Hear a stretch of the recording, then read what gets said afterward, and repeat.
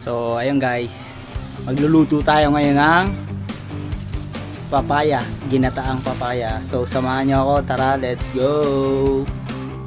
So guys, ang mga gagamitin nating sangkap, tinapa, siyempre, gata, papaya, sibuyas, luya, tsaka bawang. Tsaka, meron tayong kinuwang uling na 2 piraso. Papakita ko mamaya.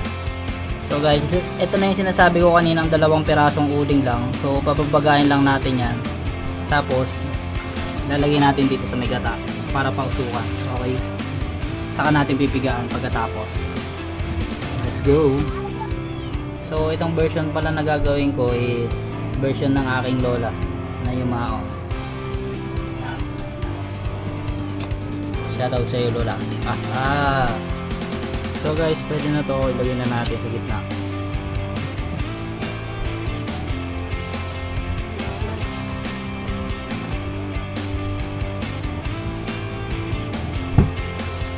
Saka natin tatakpan guys.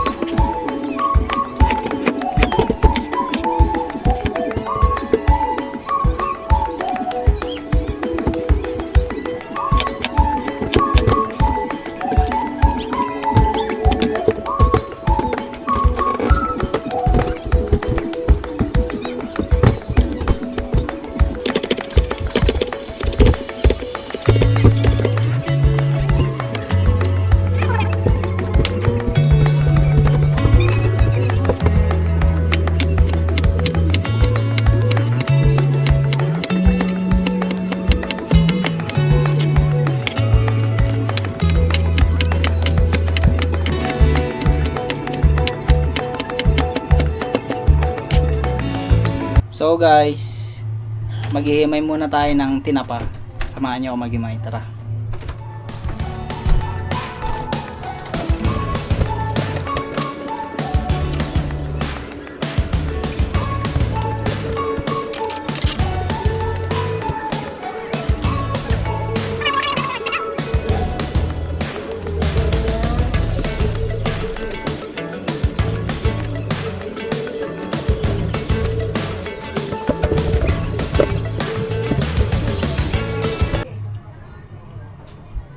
So guys, magpipiga na tayo ng gata.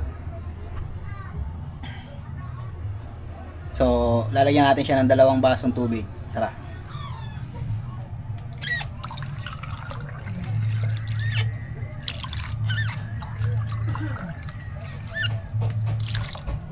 Para sa unang 2 piga, ito muna 2 baso.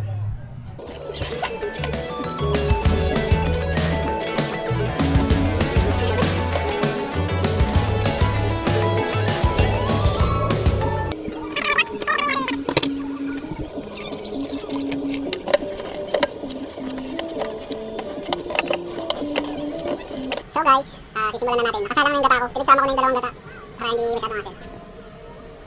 Lalagyan na natin yung sibuyas, bawang, luya. Sabay-sabay na natin. Hindi ko nagigisa para masarap. Para hindi na tayo gumamit ng mantika. So, antayin natin kumulo. Pagkakulo, saan natin ilagay yung papaya. Let's go, bye-bye. So guys, titimpla muna natin siya ng mga pampalasa natin. Para mamaya, pagluto na, saka na lang tayo mag-a-adjust ng mga pwedeng lagay.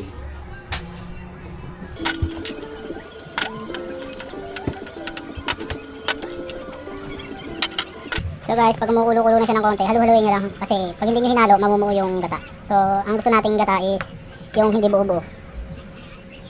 Kaya para hindi siya maging buo-buo, halu-haluin natin. Pero, dahan-dahan lang.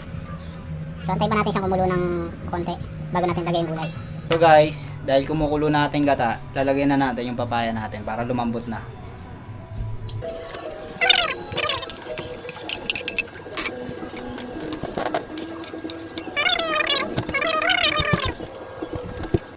So yan guys, yung asawa ko, siya yung magliligpit ng aking mga pinagkalat.